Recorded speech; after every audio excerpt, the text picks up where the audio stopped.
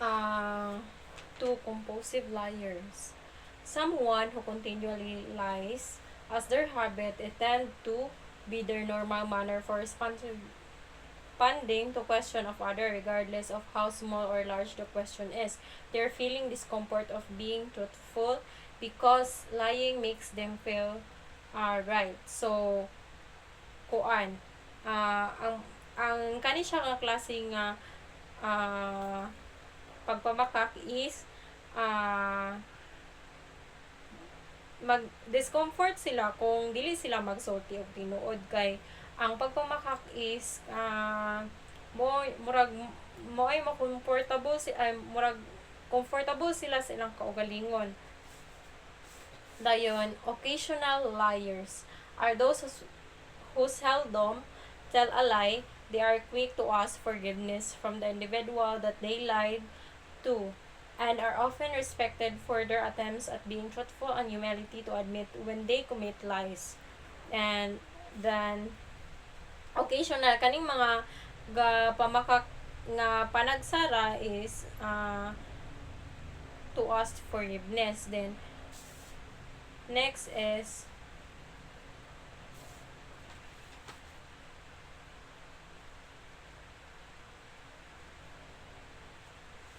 panic liars. Those who lie in order to avoid the consequence of confession. They are afraid to embarrassment, and they believe that confession will just make the matter worse. Sila ang mga gapamakak nga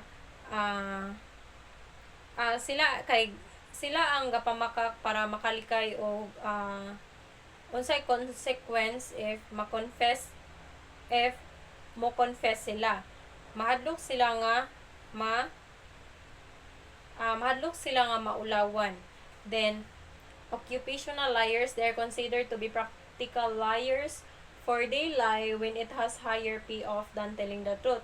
So, muna siya ang, for example, kay ginabayran, muna siya ang ginabayran para dili lang mutugan sa tinuod.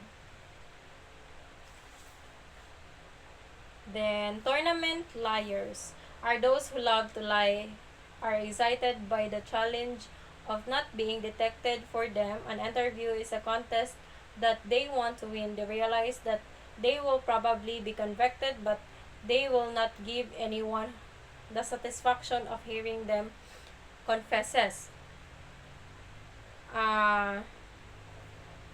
To love to lie are excited by the challenge of not being detective. They realize nga if mutugan sila tinuod, pwede sila ma-convict, but they will not give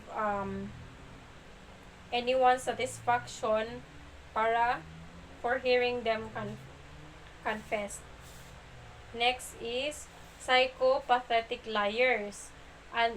And these are the most difficult type. This person have no conscience and shows no regret for dishonesty and manifestation of guilt.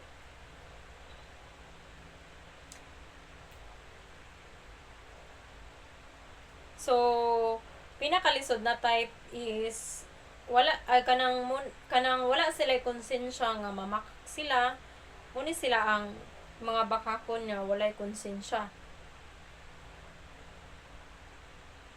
O wala sila pagmahay sa ilahang kabutbuton. Then ethnological liars are those who are true not to be a squalor.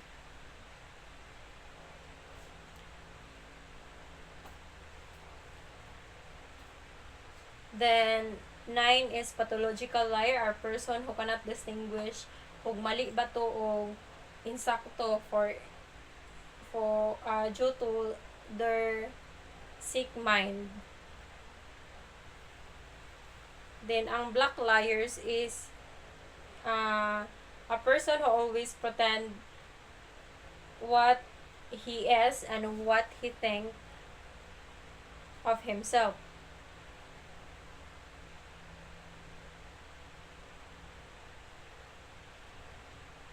So mo ni siya ang kind of liars nga ang black liars kay kanang makasarili kaayo sila, ga gapamakak sila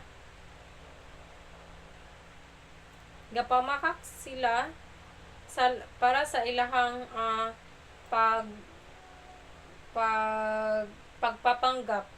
Then white liars, these are those who don't usually think of themselves are true liars. They justify their lies as harmless and beneficial. They sometimes tell only part of truth and not suspected of lying at all.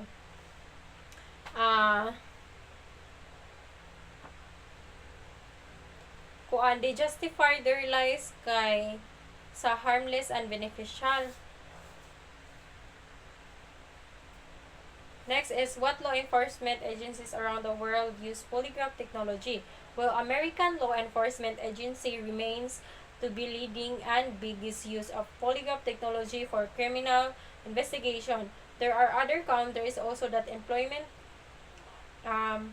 polygraph services such as Japan, Canada, and Lithuania.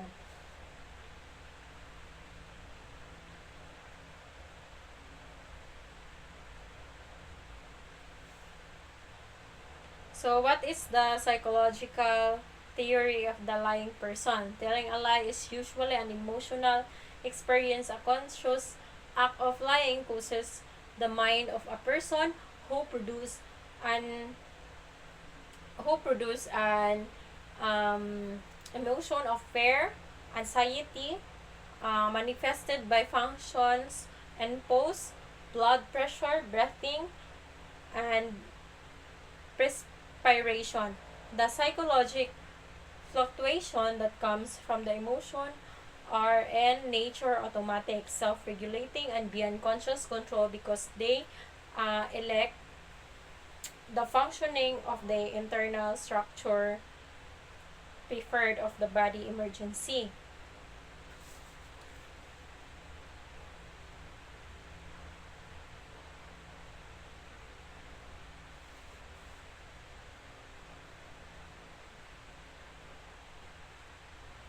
Next is the lying person's fear detection, causing psychological changes to take place in his body.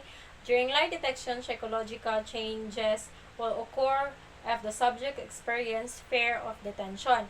A person tune in what make that which indicate trouble or danger by having his sense organ and attention for a particular stimulus, and he tunes out that which is a fair which is of a less risk to his self, prevention, or general well-being. In series of questioning during the polygraph test, the lying subject will tune in on the most intense relevant question that tune out on the control question and may not be materially affected by other weak relevant question. However, the truthful subject will direct his action the control question wherein he consciously knows he is deceptive and tune out the relevant ones.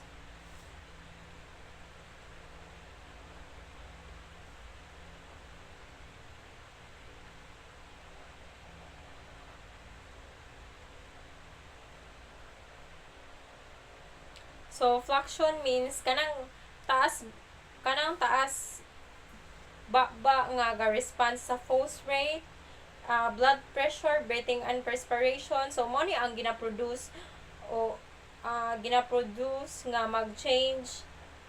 mag-change if ang tao mag-change is if ang tao sir is mamakak. Also, ga-produce og emotional fear and anxiety.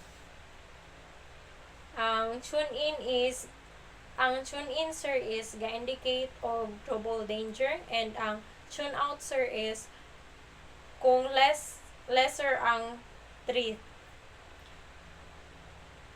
So, the role of autonomic nervous system, ANS. The polygraph examination, autonomic nervous system, or ANS, is the psychological effector in polygraph examination. It is responsible in relating psychological mechanism that corrects the slightest deviation from the particular standard within very fine limits. Sleep, organic oxygenation of the blood, levels of potassium, magnesium, and all other essential chemical substances that maintain the activity of all cell membrane are finely adjustment. So, autonomic NS is mo ni siya ang psychological effector of polygraphy examination. So, makita ni siya sa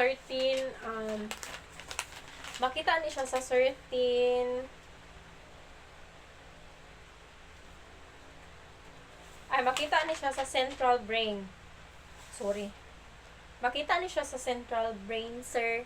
And ang central control niya is na siya sa hypothalamus.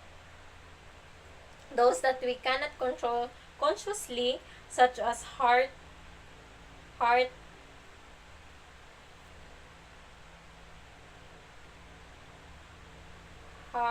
rate, pulse, is governed by ANS. Na siya'y duha ka klase. This is a sympathetic nervous system division and parasympathetic.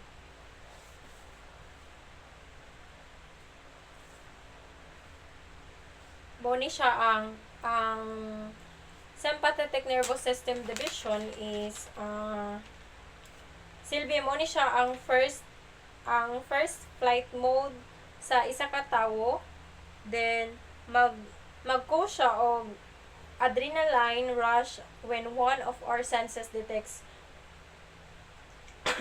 a threat to our well-being. Example, na ako'y nakita nga nasunog na balay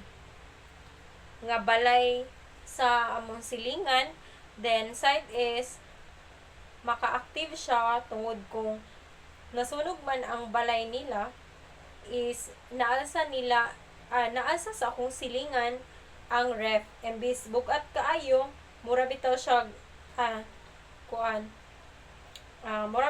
og kanang mabuhat niya ang butang nga dili unta niya angay nga buhaton, kay dili man unta siya kadaog ato kay siya raman. So iyang na aswat kay natarantar naman siya sa sunog.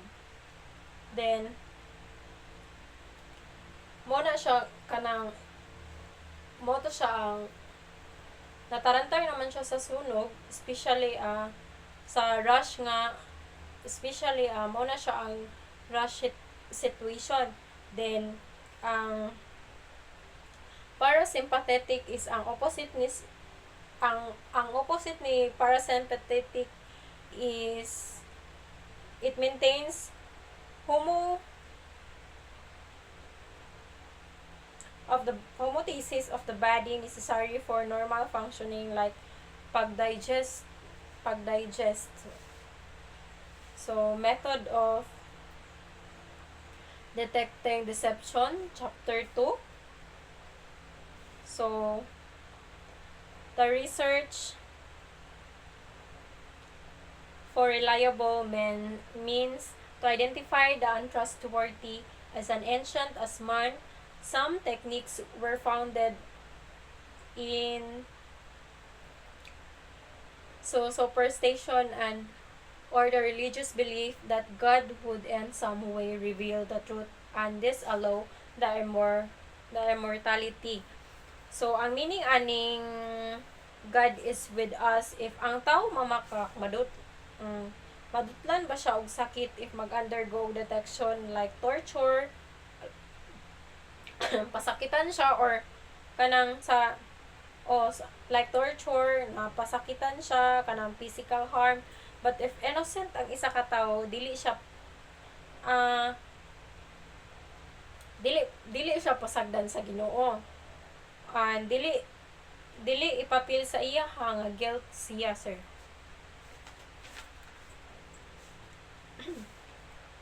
Then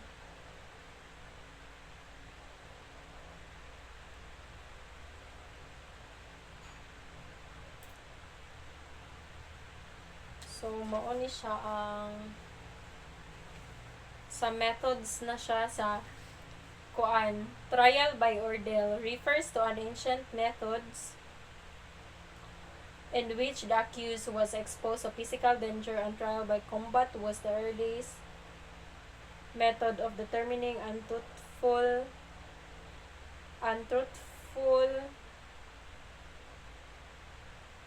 and deception through strength of arms. So, what were the methods of detecting lies? So, one is red hot iron ordeal.